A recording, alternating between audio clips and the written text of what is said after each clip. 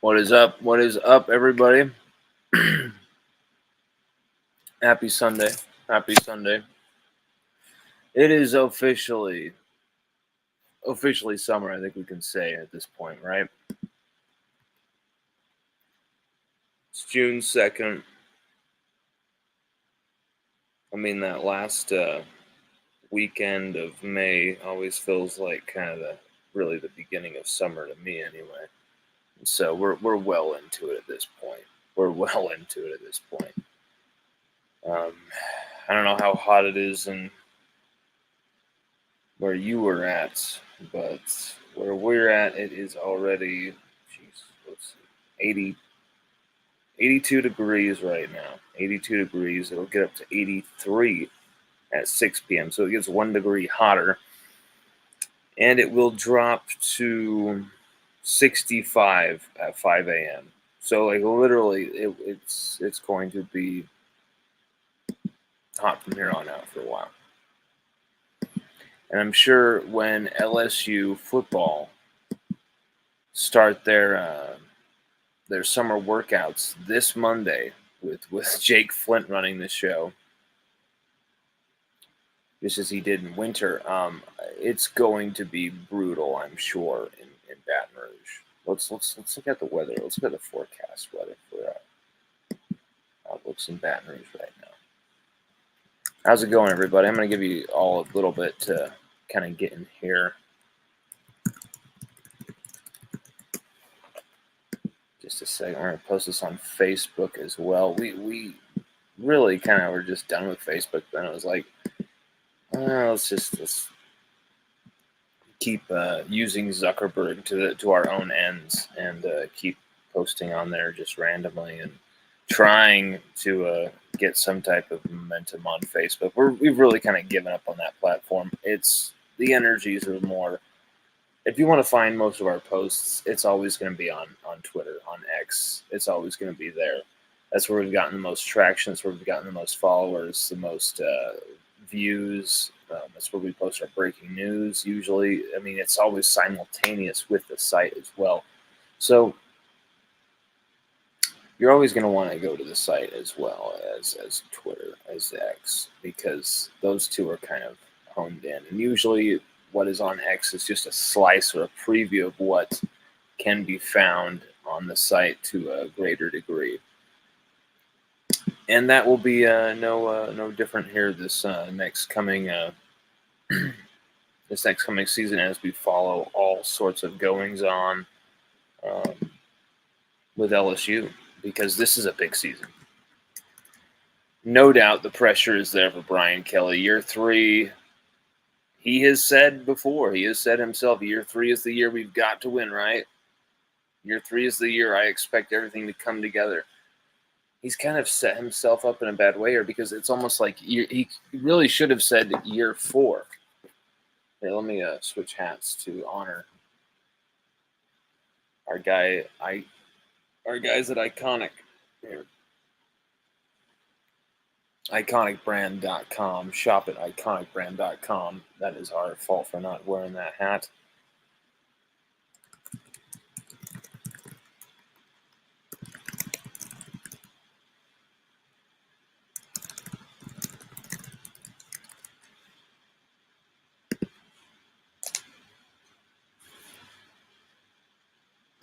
We have already got some.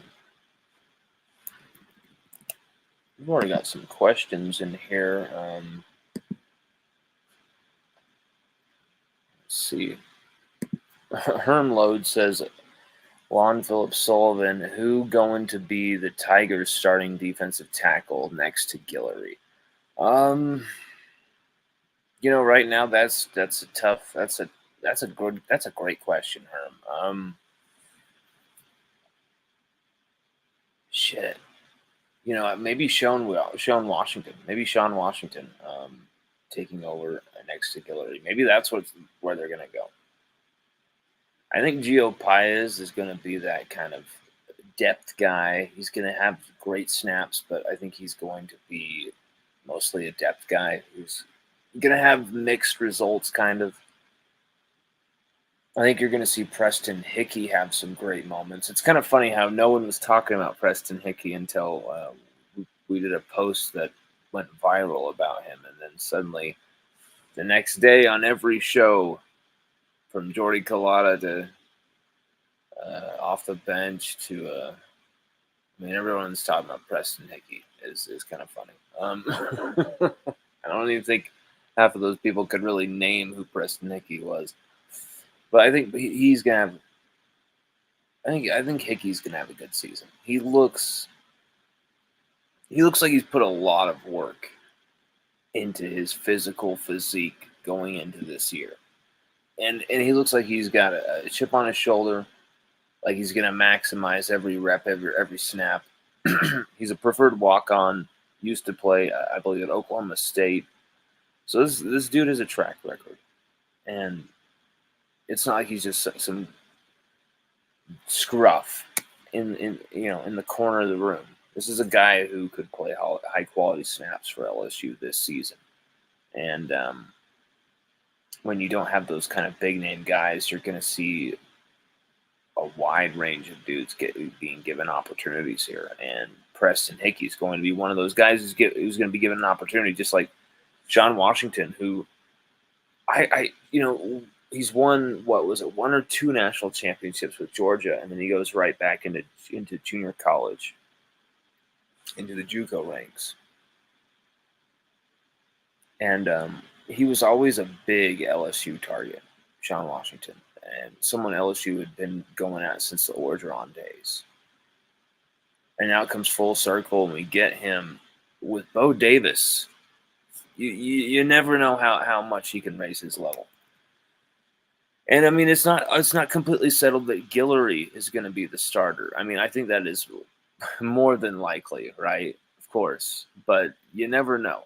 And fall camp, LSU, you're telling me, if you followed LSU the last, say, even just 20 years, you're telling me that there's never been like a huge, crazy roster shakeup you didn't see coming. Actually, with LSU, more often than not, there's a roster shakeup that completely disrupts everything you thought about the team. Like there's usually like a crazy roster shakeup, or multiple due to injuries, whatever. And we're lucky, I think, that we haven't seen that yet. But with defensive tackle, maybe that's the place you're seeing it, because of Mason Smith. Everyone expected him to come back another year. Mekhi Wingo, most expected him to come back another year. Both left, both drafted. Mason really bet on himself and went top. He was a top 50 pick, so he really did very well for what he was expected to, where he's expected to go in the draft from some people. Mekhi Wingo, he fell in the draft, but he fell probably to a really good situation for himself, Detroit, where they seem really excited about what he can do and how they're going to use him. So, I mean, those guys have good situations going forward. But my God, if this defensive line going into this season had Mekhi Wingo, Mason Smith, Jacobian Guillory as that middle trio, Swinson, Savion Jones, Parishon, I mean, that defensive line, Deshaun Womack. I mean, we're not even bringing up Deshaun Womack. Gabriel Relaford, who had 3.5 sacks in that game, in the spring game. Sorry, 2 sacks, 3.5 TFLs. Like, this defensive line could be absolutely just disgusting, monstrous, unbelievable if we could just fill up these spots. Defensive tackle. We weren't able to do it. Weren't able to do it.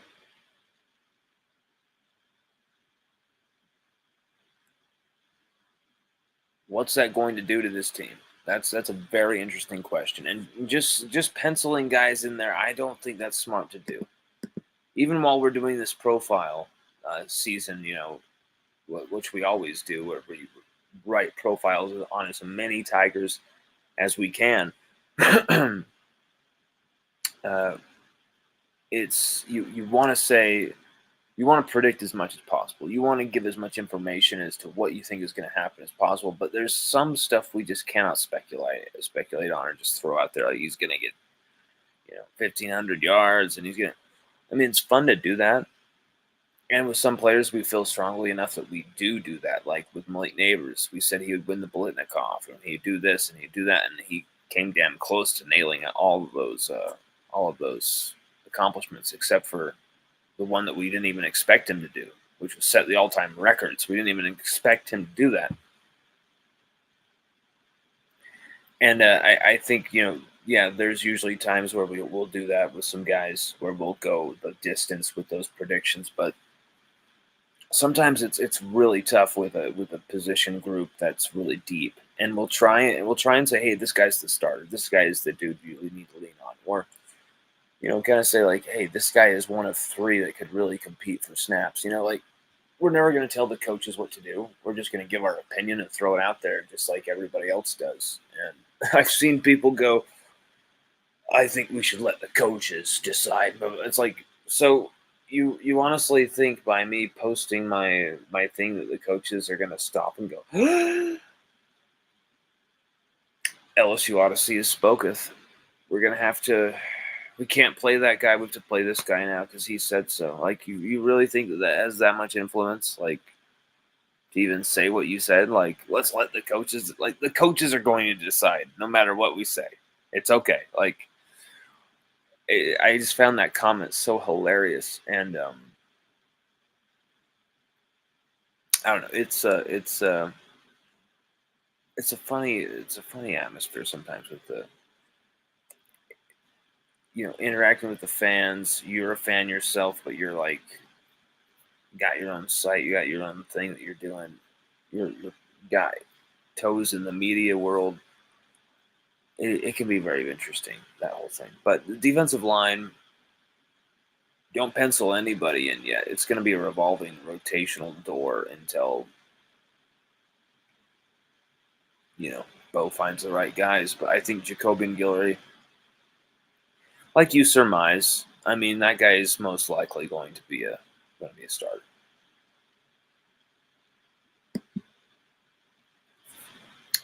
Bruce says, great, a new show. Thanks, man. Lon, I love the new 2024 profiles coming out. Who was most difficult to write one about? No, that's a cool question.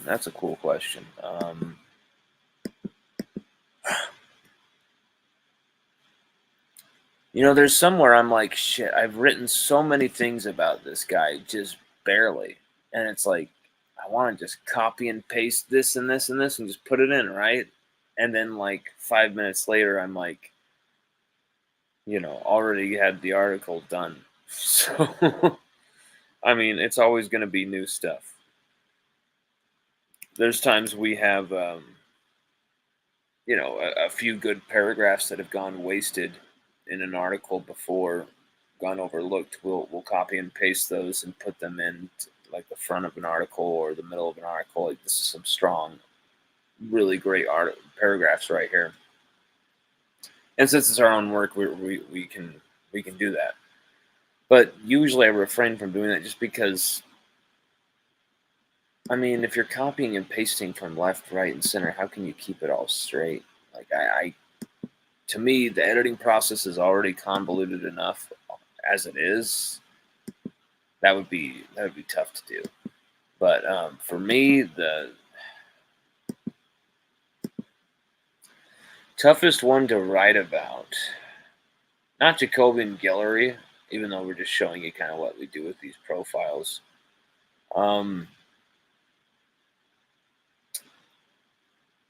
Probably the guy we're doing right now, Harold Perkins. We're writing Harold Perkins one right now. We just barely released Emory Jones Jr., Mac Markway, Javian Tobiano, Mason Taylor. I mean, we've already profiled about 30 guys or something. Like, we've been churning this out. Aaron Anderson, Jacobian Guillory. This is interesting too. Right here, you'll see how LSU Odyssey's track record works here. Look at that. Okay, 6 days ago, LSU signed punter as Blake Ostendorf, right? And look at that. LSU about to sign punter out of the portal. This was for subscribers only. So if you that's very clear right here. I'm about to sign punter, then we sign the punter. So LSU Odyssey doing good stuff. They're doing good stuff. Chris Hilton Jr. profile. That was a very interesting one to write because you have to criticize as well as say, hey, he's capable of doing, the sky is the limit. But we've seen some things that were just kind of lackadaisical from him. It even freaked Kelly out. Kind of got Kelly pissed off at one point last season. But I think it was from him being frustrated, lack of targets. He's finally healthy, but he really needed a season to get his football shape back, really. And I think he's there now. Is the speed still there? We'll see. I think most of it is. But I think you're going to see it kind of turn on and evolve as the season goes. You might see him kind of more not used in these speedy, crazy ways at first, but maybe you'll see that kind of take off as the season goes along. Kyron Lacey, too, that was a tough one to write because there's stuff that the drops, the third down drops specifically in big games, trusted with the football and just does not deliver for it for the team. And then he has 7 touchdowns, scores in some big games. It's really tough to know what to say with Kyron Lacey because he delivers against Auburn in such a brilliant performance. He has a brilliant game against Alabama, too. He cost us the game as well as our rush defense against A&M in 2022 with some just terrible drops that really screwed us. Florida State, the opener last year, his drops in that game cost us as well. But at the same time, Kyron Lacey has every tool, and most of all, he's got the mentality and the football IQ, and then you put all the athletic tools that he's got. He's got all of it to be an absolute superstar for LSU. And he's only got one more shot to do it. He's only got one more shot. He's got the platform. LSU just want him to succeed big time. LSU are like all in behind this kid, like promoting this kid already. You see it in all the footage, all the stuff they put together. They really are on the Lacey train, just like they're on the Nuss train, just like they're on the Hilton train. But he's got to answer that call and just deliver. And I think he will. Because you know what? This offensive line is going to give Nussmeier time. They're unbelievable in pass protection. And whether Lacey even struggles, whether Hilton Jr. even struggle, both of them, I think you just give them the ball. The more you give them the ball, the more targets they have. They're just going to destroy teams. And then you're going to see our offensive line bully defenses up front. The front sevens are going to get really roughed up in the running game, trying to tackle the screen game. We're going to have offensive linemen pulling out to block on the screens, the bubble screens, the quick little hitches, the little reverse plays, the flip plays, the little motioning across the formation, the shovel passes, the God, I'm trying to think of the word for it. I can't think of the jet sweeps. All these little things you can do with Aaron Anderson, guys like that, Chris Hilton Jr. even running him with that. That just keeps destroying this and working this front seven, this whole defense side to side, make them cover every blade of grass. And then you power run them with like guys like Josh Williams, Caleb Jackson, giving him heavy doses of the football, and that offensive line is bullying people. And then you're passing the ball. Nussmeier is just throwing bombs down the field. it's almost like the passing downs become like the downs where the offensive linemen are like just like these are the plays where we can kind of chill and rest, and they're just kind of like,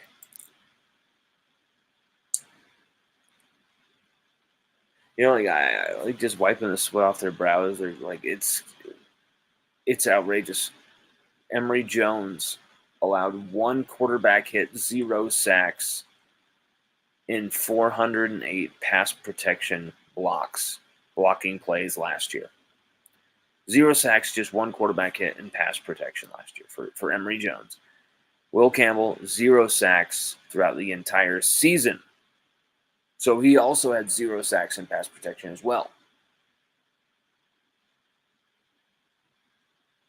And then you've got Garrett Dellinger, Miles Frazier, who, even if they've had worrying moments, those guys have continued to get better and better and better. And they're a year better now, too.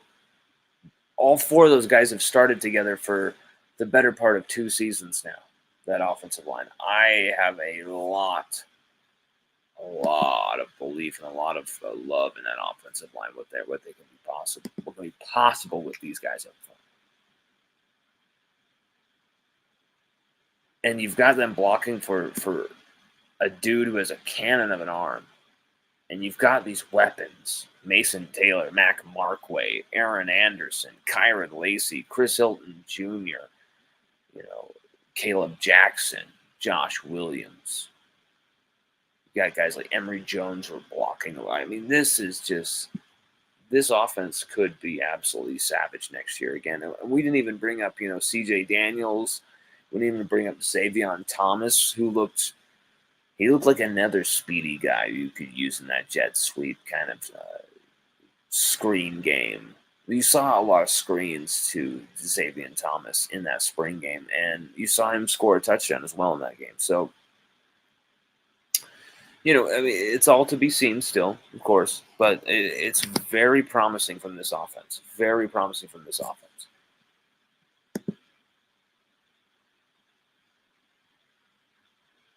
And really, we went on a huge tangent with your question, but really, a lot of them have been tough to write, my man. A lot of them have been tough to write.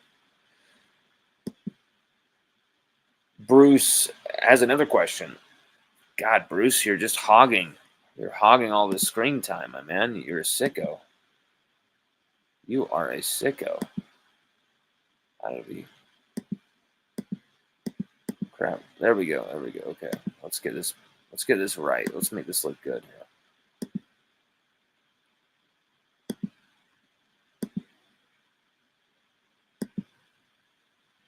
There we go. Also, why are fans not worried about redshirt freshman DJ Chester at center? I am. Really? I mean, that's a good question, because here's the thing.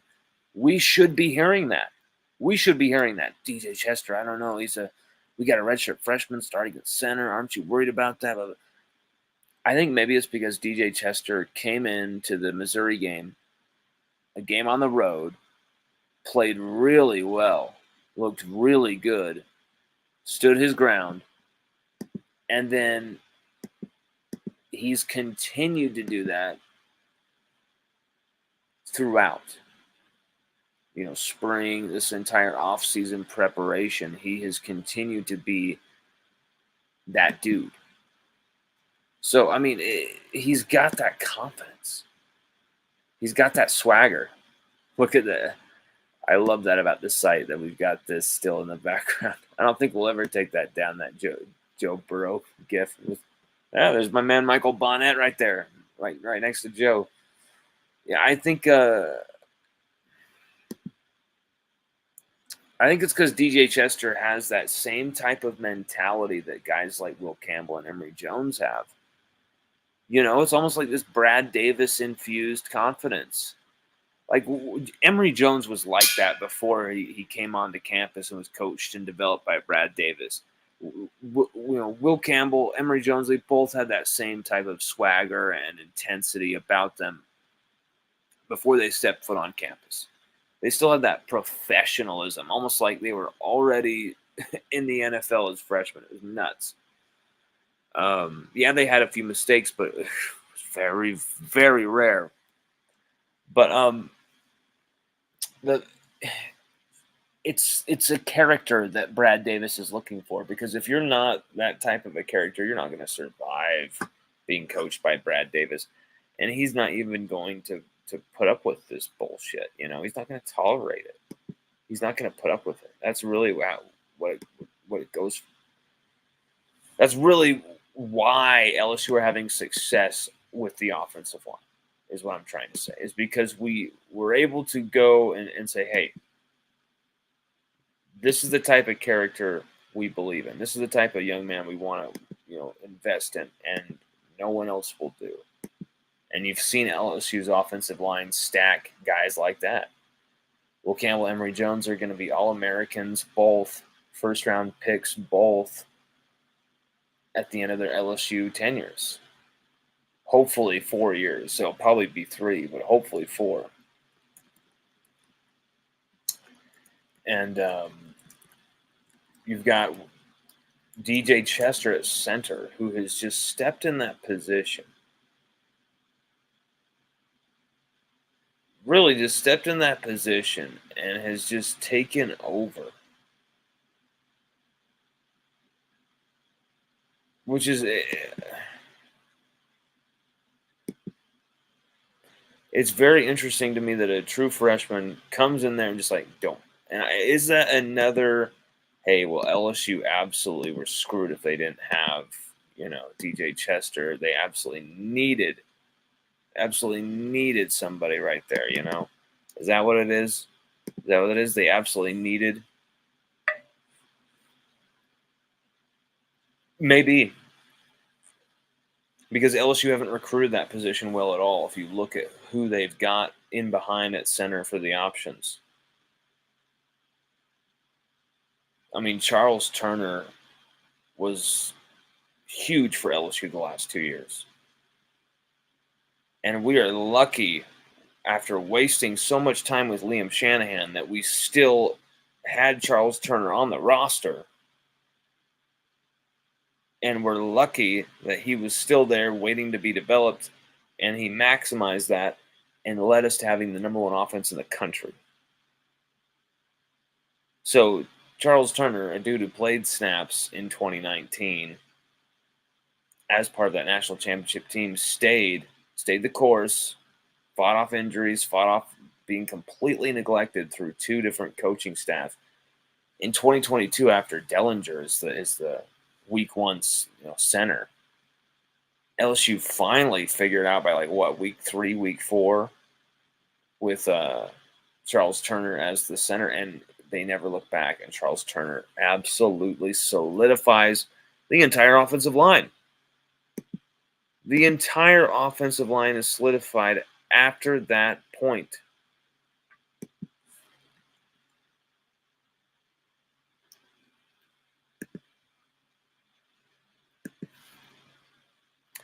So, I mean, what can DJ Chester do?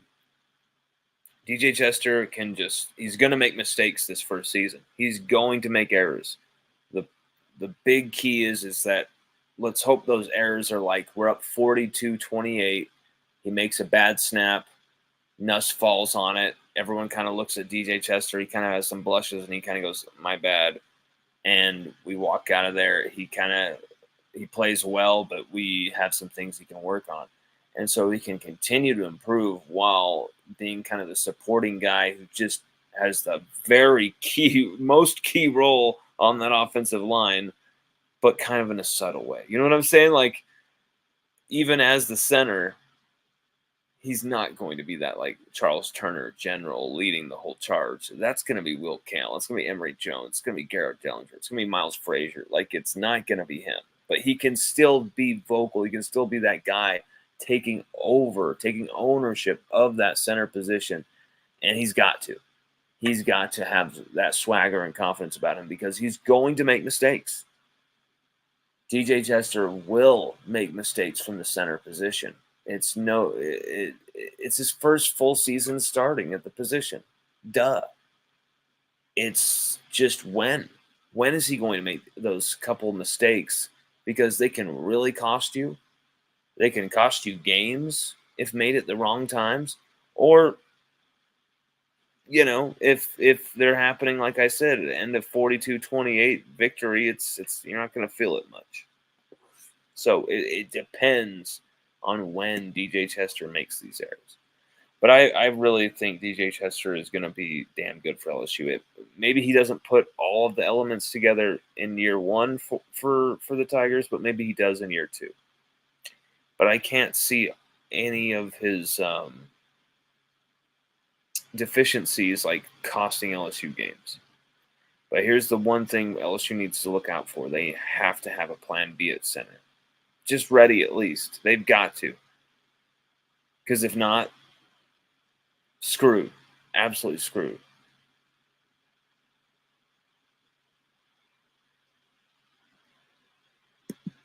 Chester Langston says, you need to do daily shows. Subscribed to your site, but we need more, man. Thank you, brother. Thank you. That means a lot. Hey, if you guys will tune in, we'll do it. We'll do it. We've been writing a ton of stuff. We've got about 4 stuff that we're writing at the same time right now. A big one on Nussmeier, profile on Nussmeier. Even though we've already done a profile on Nussmeier, like 2, 3, just in 2024 alone, we're going to do the official 2024 profile. All new stuff, all new writing.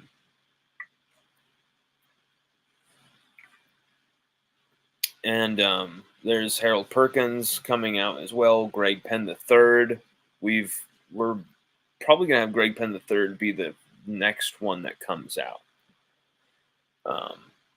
We'll see. We'll see. Sometimes it's spontaneous. We'll get stuck with one and just need some info or want some behind the scenes info on something to kind of make that article separate from the pack.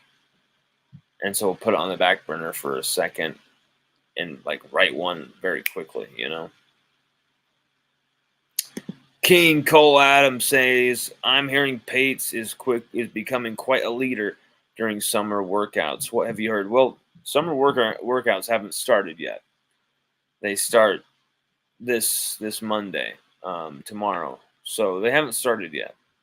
So he hasn't really had a chance to be a leader. I mean, maybe they've gotten together and hung out, and he's been like a rah-rah guy during summer workouts, but pre-summer workouts, but the summer workouts officially haven't begun yet, so I'm not sure where you've heard that.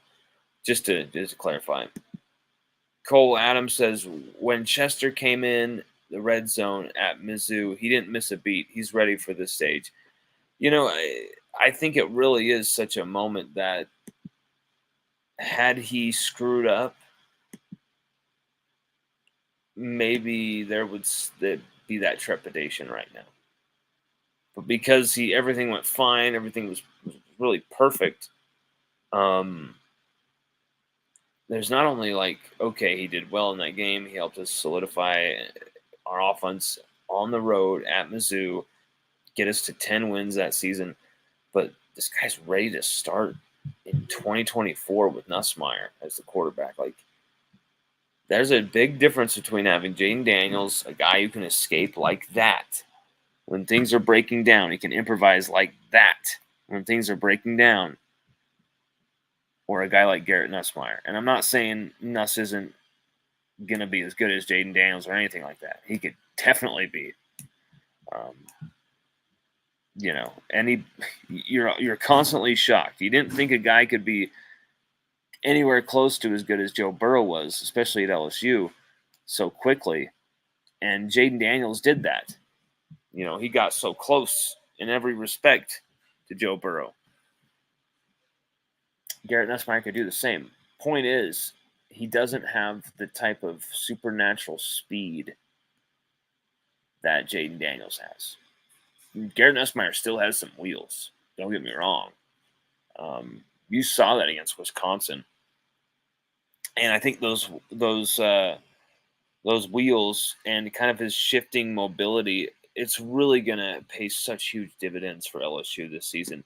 You saw the way Nussmeier was able to manipulate the pressures coming his way, throwing right in their face, and the way he did this was so beautiful to watch. I can't get enough of it. I cannot get enough.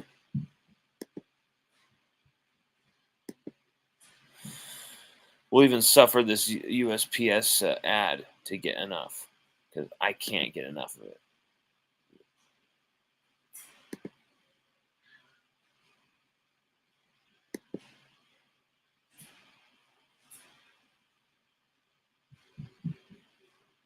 It was so cool to see Nuss get that shot and just do this. And look at that. A lot of times he's feeding that ball to that tight end, isn't he? Mason Taylor.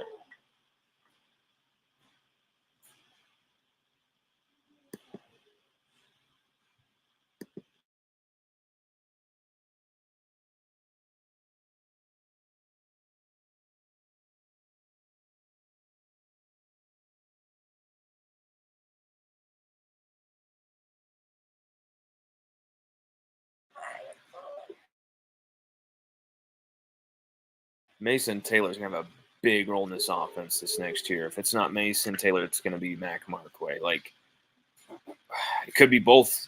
Could be, Trey Green. We could literally have 12 personnel formation where we've got Mason and Mac in tight, and then you've got Trey Green flexed out wide with Kyron and Chris. That's a lineup you could literally be looking at. That's a freakish lineup. LSU could get, if LSU's offensive coordinators, Sloan, Hankton, get really creative, things could be outrageous this year. I mean, look at this. This isn't the Mike Denbrock offense. This is Sloan, Hankton calling the shots right here against Wisconsin. That's why this is film you've got to watch, because it's the only taste we've got. We saw some interesting things in spring,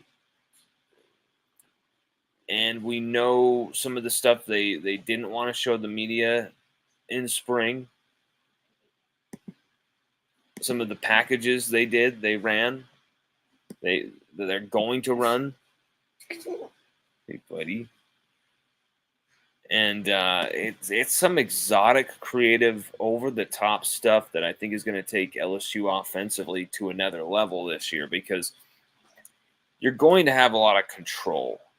The offense are going to be able to control games. It's going to allow our defense to kind of get their bearings going. That was the problem with last year's offense and the offense in 2019. As amazing as they were,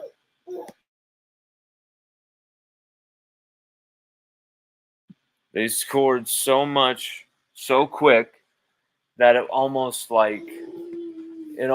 killed the defense, because the defense had to play so many times. There's out there so many different drives, so many extra plays.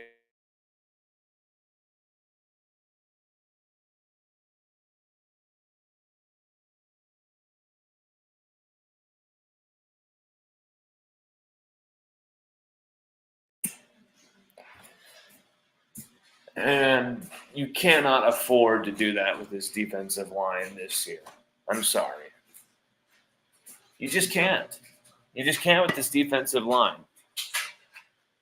If we are going to be scoring 40 points a game, dropping stuff really quick, that's fantastic. That's great. Count me in. Count anybody in, right?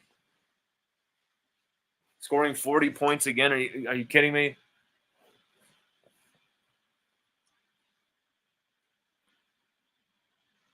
Doing that, I could see our defense giving up almost in that same ballpark and losing, 4 or 5 games with crazy shootout after shootout after shootout. Because we have to give our defense a breath this season. We have to give our defense time to collect, time to get their bearings, and get their shit together. They need a lot of time on that sidelines with coaching staff to get the assignments right and to get the full picture together. I mean, that's the problem. Matt House never made changes. Never pulled out Andre Sam, never pulled out Major Burns, never pulled out Greg Penn III for Whit Weeks. Never pulled out Omar Spates for Whit Weeks specifically. Probably the biggest culprit. I don't understand it. He was so god-awful bad. And so with Blake Baker this year, I think you're going to see a defensive staff that are going to be on it. Corey Raymond, Jake Olson. Jake Olson has been impressive, y'all. And then you got Bo fucking Davis as your defensive line coach. Kevin Peoples, a Broyles Award finalist, as your edge rushing coach. I don't care who you have on the defensive line or at edge. You should be damn good with these coaches this year. At least disciplined, at least playing with fire, at least playing with fury, at least wanting to savage some people, right? It should be there. Because what we saw last year can never happen again. It can never happen again, right? Ever.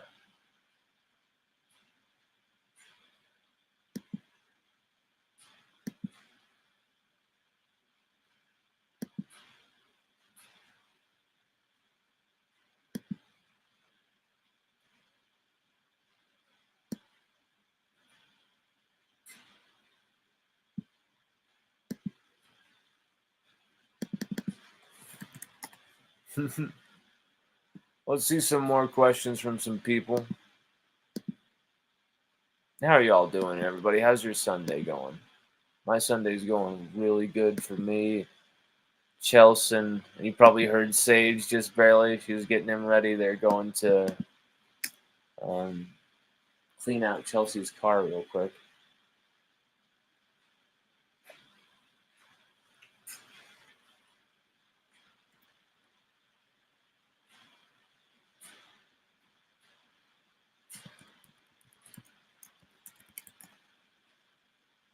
But it's been a very good day, very good day.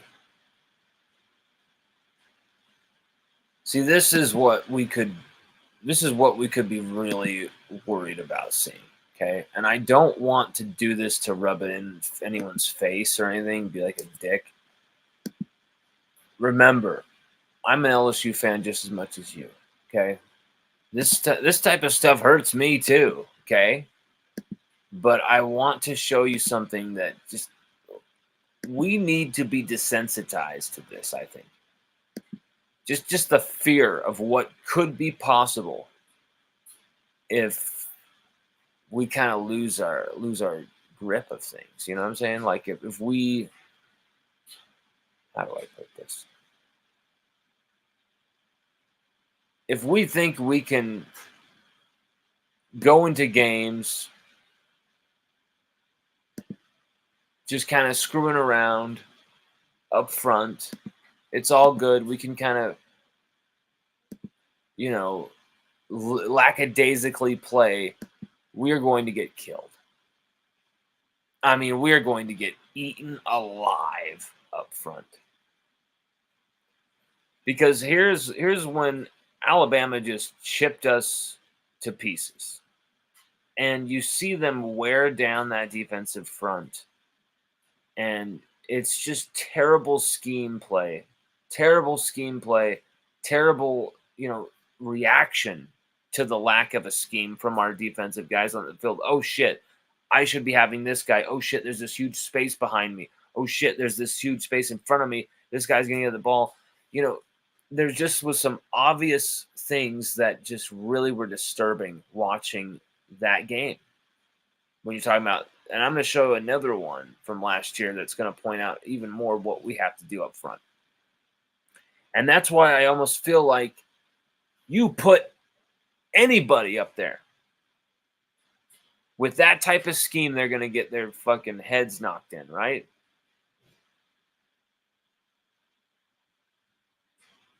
But you give guys like Bo Davis, Kevin Peoples, Jake Olson, Blake Baker running the show, Corey Raymond back in the saddle at LSU.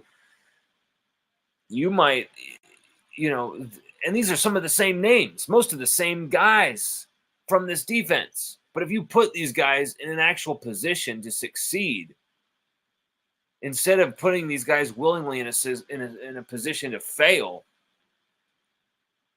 then there's going to be a lot more succeeding and a lot less failure at LSU on defense because we have superior athletes on the defensive side of the football. This should have never happened. That's how badly out of position everybody is. Look at those holes, man. These guys' choice of like 4 different holes if he wanted to go in. Like there's so much cushion right in this pocket. He can do whatever he wants in this game. No Mekhi Wingo, Mason Smith getting handled up front. Just, oh my God.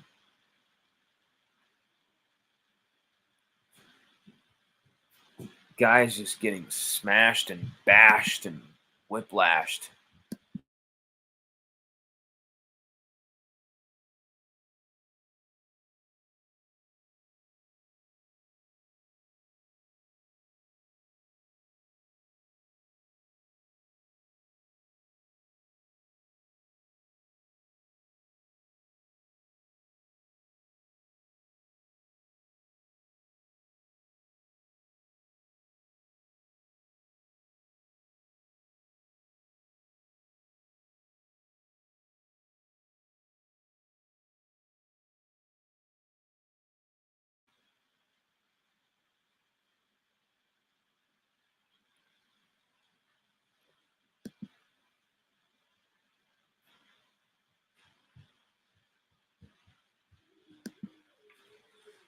I mean, they just got abused, just pushed around, just bodied up. And these are big time names. And there was no defensive coordinator last year to say, hey, we need to get that guy out of there and put in somebody who actually wants to fight today. Blake Baker has no problem doing that. And just from the fact that he has no problem doing that and that he coaches like that he has guys practice like that he has guys in the meeting room meeting like that, learning like that, I guarantee you that's going to rub off and everyone's going to be actually dialed in, ready to play, ready to give everything for LSU, unlike what we saw in that disgrace that was last year. Make no mistake, what you saw last year was an absolute disgrace. But make no mistake as well, those same guys who you might be ridiculing last year on Twitter or even now on your social media accounts, some of those guys are going to be dudes who win games for LSU's defense this next year. We've seen this script before, haven't we? And it will happen again. The tables will turn once again. I'm not saying LSU is going to have a top 50 defense. I'm not going to even say LSU is going to have a top, 60, 70 defense. If LSU can just have a top 70 to 75 defense, if we can just have the 72nd, 73rd best defense in college football, LSU aren't just in the college football playoff. We're probably getting to that third round, right? We're probably getting to that semifinal. You can't tell me otherwise.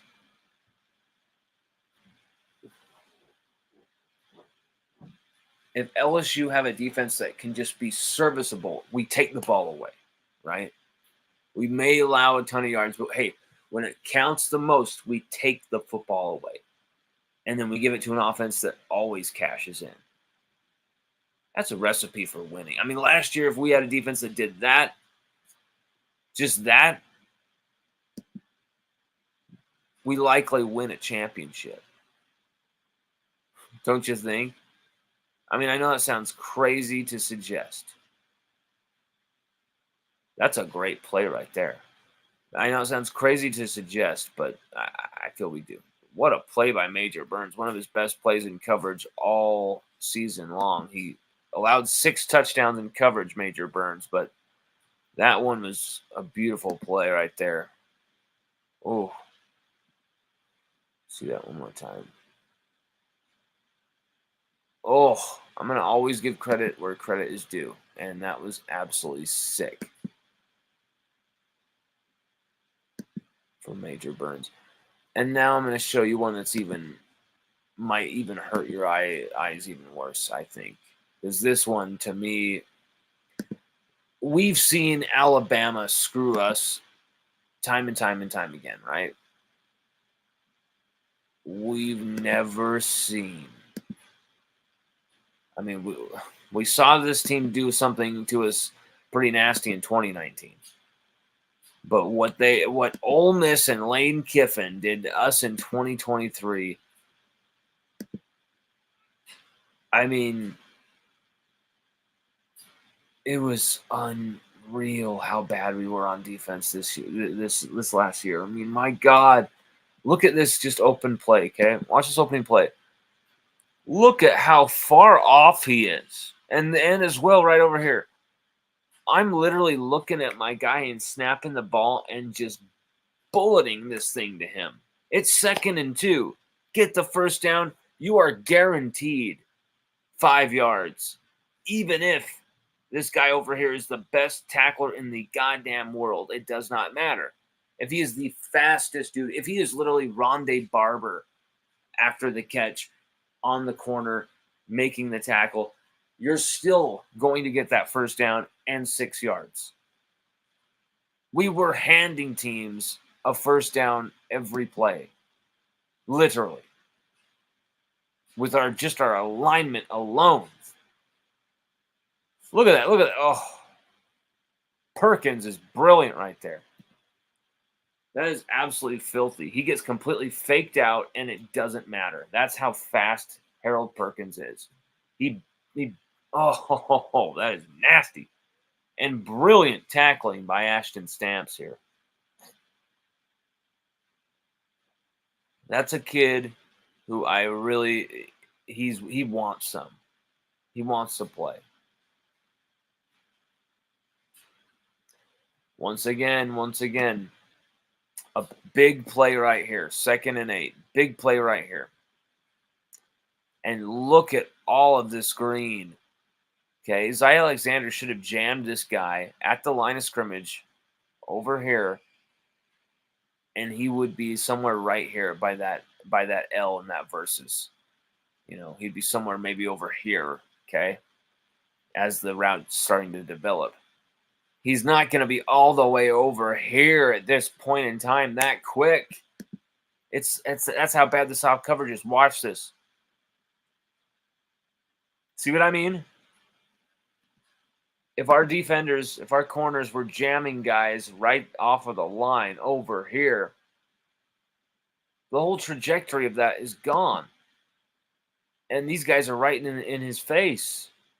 And he's maybe making an ill-advised throw just to quickly get the ball out, and he'll maybe get that first down. And maybe there's 1 or 2 guys over there, and they actually finally are making the tackle because it's in front of them, but not in front of them by 15 yards of space, but in front of them, and they're right there on top of them. You know what I'm saying? Like, this defense, y'all. You just got to remind yourself it's going to be different. It's going to be different, but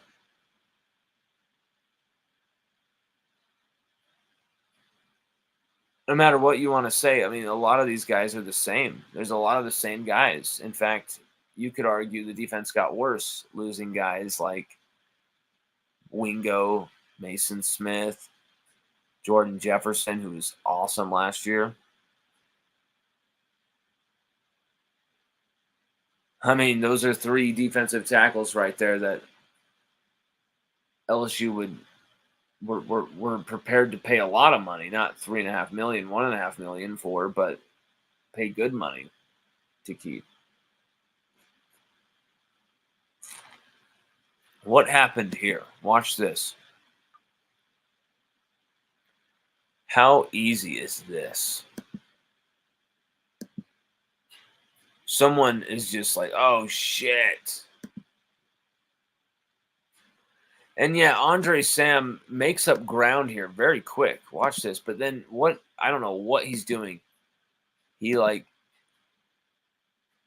tails away from the. I don't even know what that is.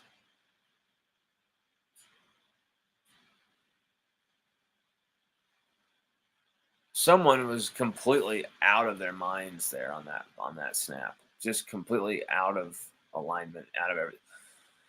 And then you have some really good plays where we're stuffing Judkins. Like, we actually kicked Judkins' ass in this game. We stuffed him. I don't think Judkins had a good game, yards-wise. That's a good play right there. That's a rare good play. And guess who makes that? Sage fucking Ryan, our guy. Sage Ryan, the dude who's always ripped on. The players who are never given any shit. We've shown you evidence of them making one error after another here. And then look at Sage Ryan right here in the slot, has everything to do, a guy in his face, and he makes this play. Beautiful.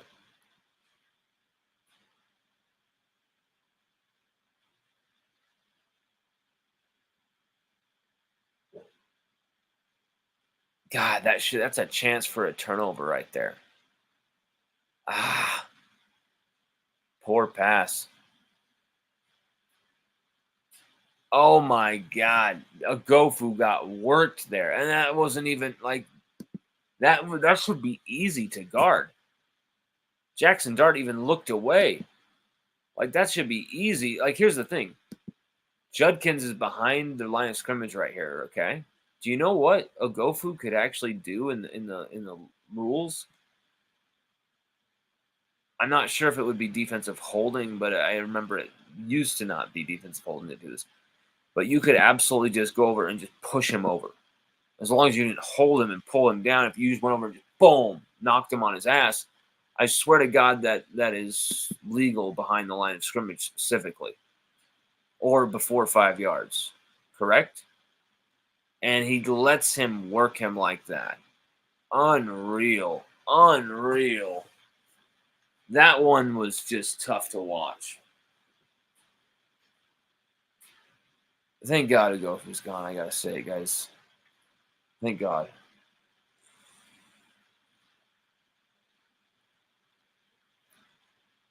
See, that is a great down right there. That is a great play right here. And he still gets this off and completes it. Maybe the guy's foot was out of bounds, but the fact that he's able to make that throw and the guy is able to make a catch with a guy kind of 3 yards off of him instead of being right there on top, that's just, we cannot see this shit again, guys. We get a team, we punt them into, their own 3-4 yard line. More often than not, we need to punish them. And I want to see a defense that punishes teams. I want to go back to an LSU defense that scores on people, kicks people in the ass.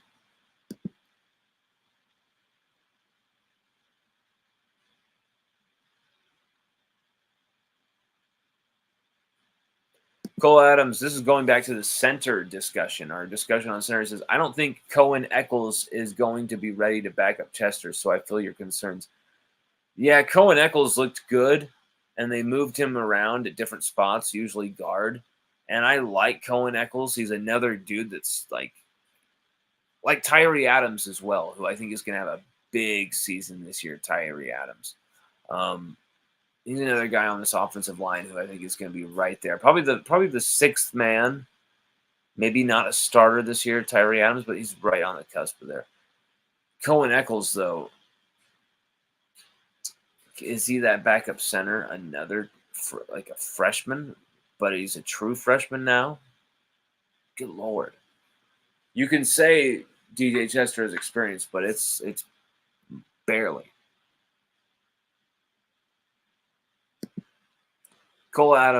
King Cole says, some people were criticizing Joe Sloan in the bowl game, but I thought he did a great job with first-time Nuss starting. Who was criticizing Joe Sloan? Whoever was criticizing Joe Sloan is an absolute idiot. Yeah, we didn't score a touchdown on every single drive.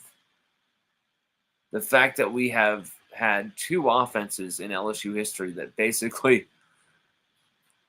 did shows how spoiled we're getting when, our offense put up nearly 40, responded from two different 14-point deficits to tie the game or to come back to win it, and, came back and won it with a first-time starting quarterback, putting up over 400 yards.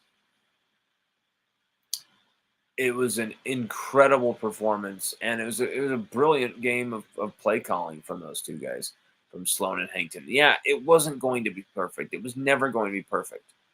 The fact that they did what they did shows that, like, under all that duress, under all that pressure, under all that kind of, like, disorganization, and kind of haphazardly throwing it all together because Denbrock ups and quits, they did not look disorganized at all. They did not look, hesitant at all. They did not look all over the place. They looked very cohesive offensively. And actually, I think at the end of the day, we're going to prefer what we do offensively with Sloan and Hankton over Denbrock any day.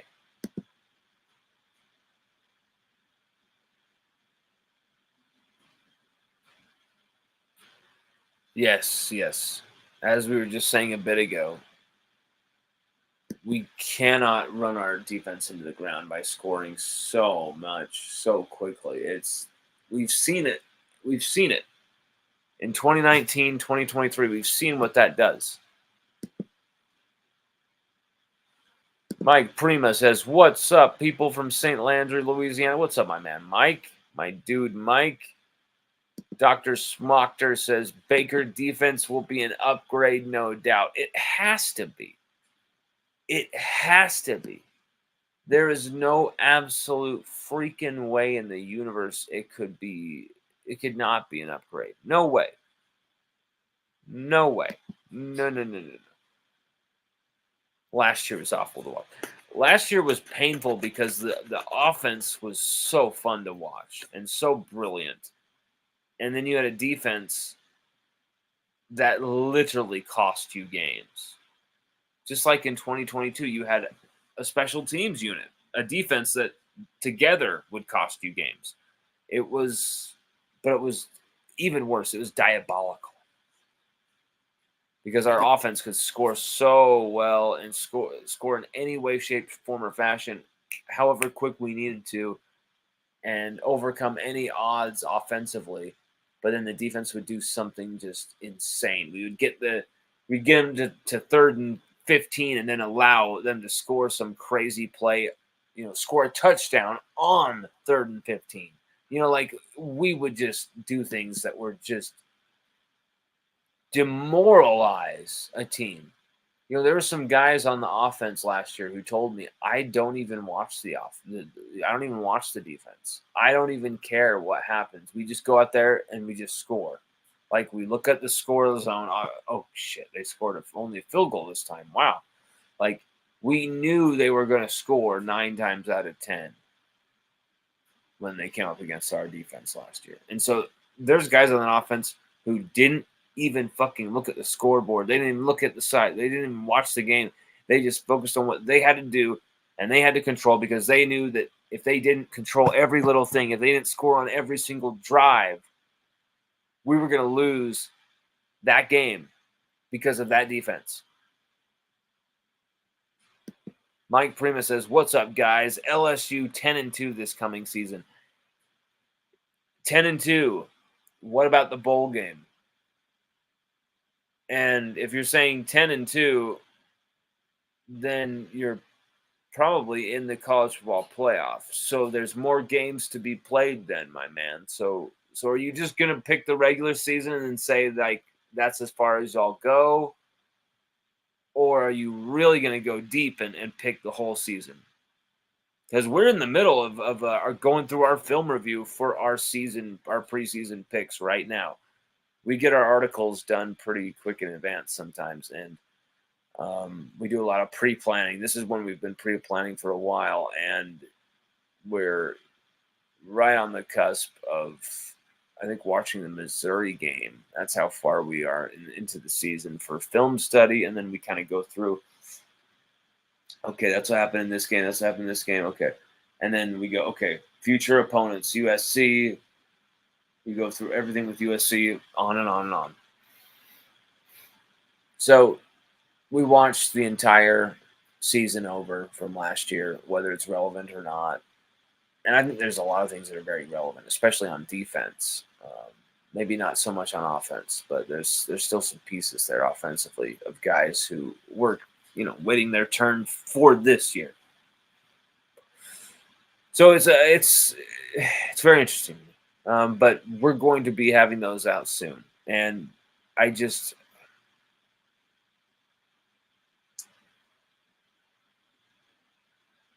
know, guys. I'm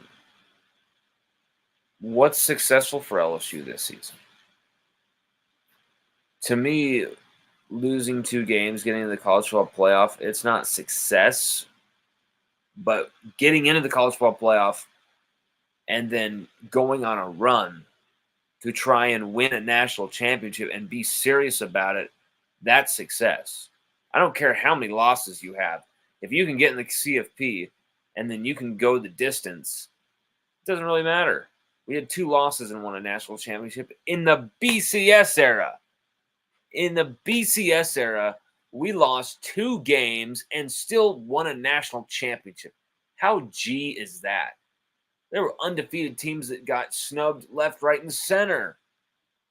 There were undefeated SEC teams that didn't make it into the national championship game in that era. We lucked into it, but we also made our own luck as well because we had such an outrageously diabolical schedule. Everyone understood, like, hey, they're having to deal with some ultra crazy shit here. So every win they've got, we got to give them big props for this.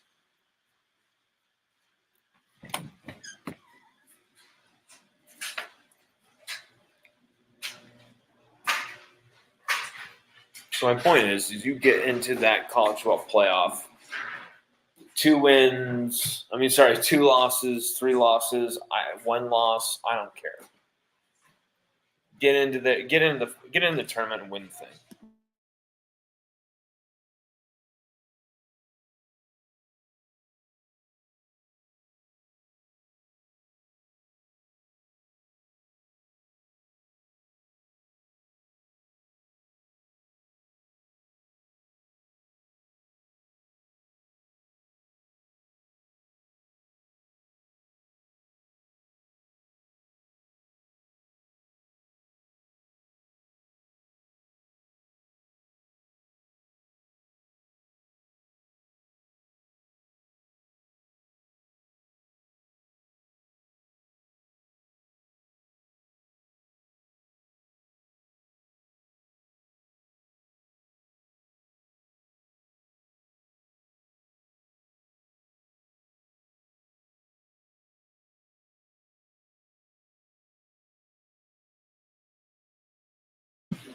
Any more questions? Any more comments about what you guys want to see for this season? What is going up next for LSU? What concerns you have? What worries you have? What excites you? What's anything? LSU baseball. We'll talk anything.